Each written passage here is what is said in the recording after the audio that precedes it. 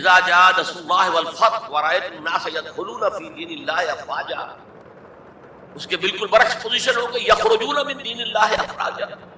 اسلام جو ہے وہ صرف چند شہر جو ہیں حجاز کے ان تک محدود ہے۔ ابن تیمیہ رحمۃ اللہ علیہ نے ایک عنوان قائم کیا ہے، اثبات الاسلام بغیر الایمان، اسلام کا اثبات، تسلیم کر لینا اسلام کو بغیر ایمان کے۔ اس آیت کے حوالے سے قالت الاعراب آمنا قل لم تؤمنوا ولكن قولوا اسلمنا ولما يدخل الايمان في قلوبكم۔ اب اگلا ٹکڑا اس آیت کا یہ ثابت کر رہا ہے کہ وہ منافق نہیں تھے۔ وَإِن تُطِيعُوا اللَّهَ وَرَسُولَهُ لَا يَلِدْكُم مِّنْ أَعْمَالِكُمْ شَيْئًا، اگر تم اللہ اور اس کے رسول کی اطاعت کرتے رہو، اس لیے کہ اسلام کی معنی یہ تو ہے، یہ تو لازماً کرنا ہوگا۔ وہ دور جو ہے آج کی طرح تو نہیں تھا کہ نماز نہ پڑھو تب بھی مسلمان، پڑھو تب بھی مسلمان، کروڑ پتی ہونے کے باوجود حج نہ کرو تب بھی مسلمان۔ یہ بات تو نہیں تھی اس وقت، یہ کہ اطاعت تو کرنی پڑتی تھی، اس لیے کہ اطاعت تو ظاہر ہو جاتی ہے، کوئی کر رہا ہے کون نہیں کر رہا۔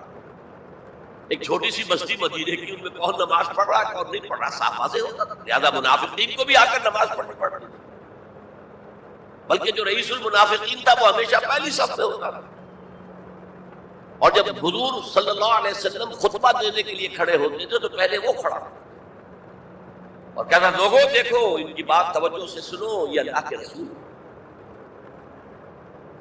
وہ اپنی اہمیت جتانے کے خاطر، اس لیے کہ یہ جو اوس اور خزرج کے دو قبیلے تھے، ان میں اوس کا قبیلہ چھوٹا تھا، خزرج کا بڑا، اور اس کا سردار یہ تھا سب سے بڑا، اور اس کے لیے طے ہو چکا تھا، مدینے والے اس ضرورت کو محسوس کر رہے تھے کہ یہاں 5 قبیلے آباد ہیں، اور 2 تو قدیم عرب کے ہیں جو یمن سے آ کر آباد ہوئے، اوس اور خزرج، اور 3 عرب سے باہر سے آئے ہوئے ہیں یہودی قبائل، بنو قینقاع، بنو نذیر یا نذیر اور بنو قریظہ۔ اب 5 قبیلوں کا ایک شہر ہے، ہر قبیلے کا نظام تو اپنی جگہ مستحکم ہے، اس کا ایک سردار ہے اور اس کی بات قبیلے والوں کو ماننی ہے، لیکن ان 5 کے درمیان معاملات جو ہیں کوئی آربیٹریٹر ہونا چاہیے، کوئی ایک ایسا ہونا چاہیے شخص کہ جس کی بات وہ 5 سنے اور مانے۔ اس لیے انہیں بادشاہ کی ضرورت محسوس ہوئی کہ کسی کو ہم اپنا بادشاہ،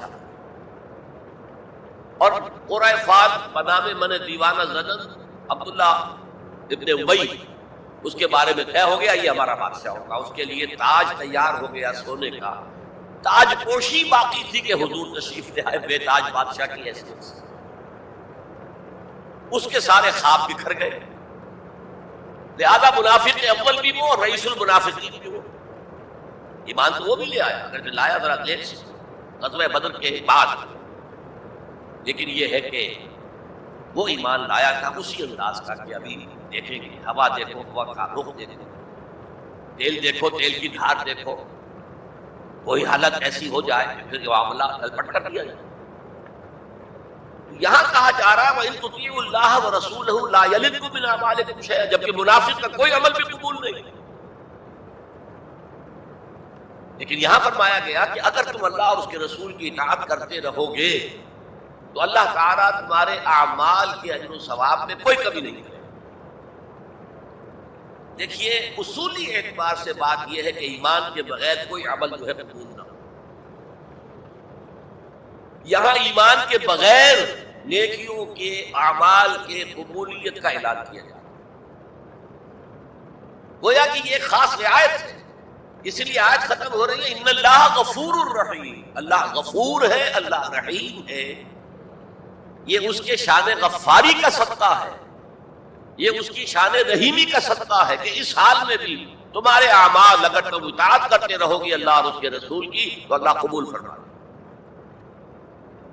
البتہ یہاں یہ نوٹ آف کوشن سامنے رہنا چاہیے کہ اطاعت جزوی نہیں، اطاعت کلی، پوری کی پوری اطاعت، 2 حکم بھی دیا گیا ہے، ماننا پڑے گا۔ جزوی اطاعت اطاعت نہیں ہے، partial obedience is no obedience۔ اس لیے کہ اگر آپ نے ایک حکم قبول کر لیا ایک نہیں کیا تو جو نہیں کیا کیوں نہیں کیا کہ وہ آپ کے نفس کو پسند نہیں،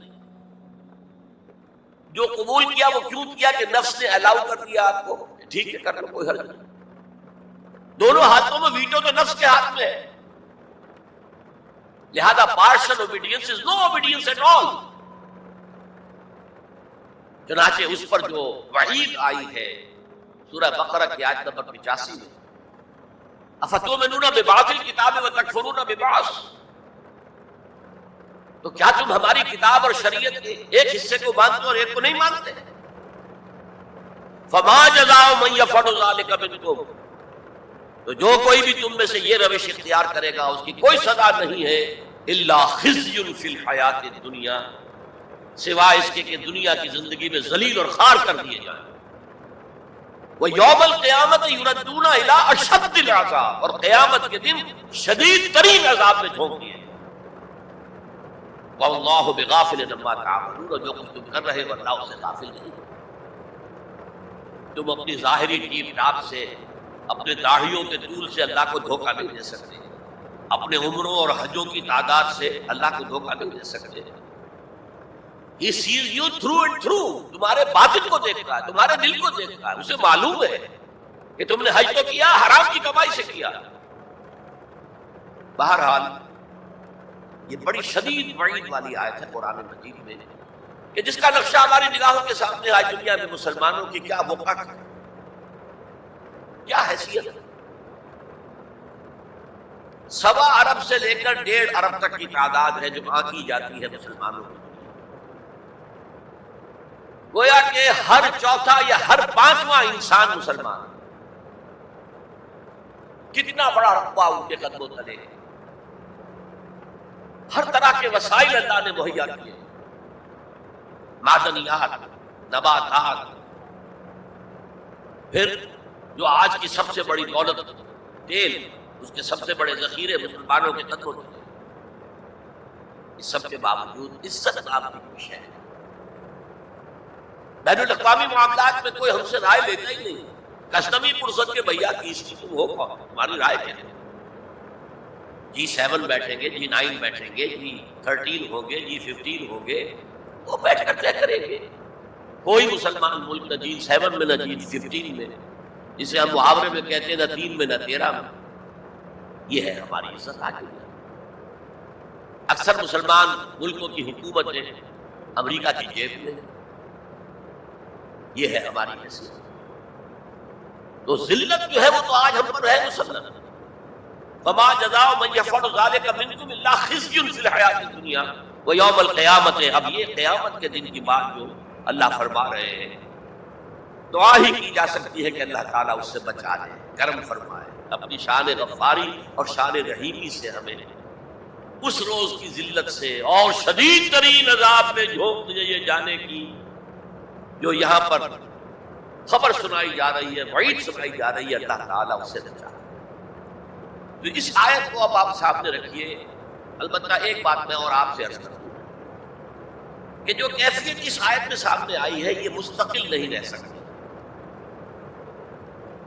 اگر کوئی شخص واقعتاً چاہے آغاز میں اس کا دل پازیٹیولی ایمان سے خالی تھا، لیکن ساتھ ہی نیگیٹو نفاق سے بھی خالی تھا، کہہ سکتے زیرو لیول ہے، پلس ویلیوز اور مائنس ویلیوز کے درمیان زیرو آئے گا، تو باطن کے اعتبار سے چاہے وہ زیرو لیول پر تھا، لیکن اگر وہ اطاعت کرتا رہا، نماز پڑھتا رہا، روزہ رکھتا رہا، زکوٰۃ دیتا رہا، حرام چیزوں سے بچتا رہا، فرائض ادا کرتا رہا، تو اس سے لازماً ایمان پیدا ہو جائے گا اس کے دل میں. اس لیے کہ یہ دو طرفہ پروسیس ہے، بائیلیٹرل. ایمان سے عمل پیدا ہوتا، عمل سے ایمان پیدا. عمل انسان جب کرتا ہے، اللہ کی راہ میں قربانیاں دیتا ہے، زادتہم ایمانا، ان کے ایمان میں اضافہ ہوتا ہے. اچھا، اب یہ ہے پس منظر ایمان اور اسلام کا فرق، جس کے حوالے سے یہ بھی اس سے پہلے اگر میں اشارے کر چکا ہوں. اسلام کی جو تعریف کی گئی ہے متفق علیہ روایت ہے حضرت عبداللہ ابن عمر سے رضی اللہ تعالی عنہما، بنی الاسلام علی خمس، اسلام کی عمارت 5 چیزوں پر قائم ہے. شہادت اللہ الہ الا اللہ وان محمد رسول اللہ، وَإِقَامِ الصَّلَاةِ وَإِيتَاءِ الزَّکَاةِ وَصَوْمِ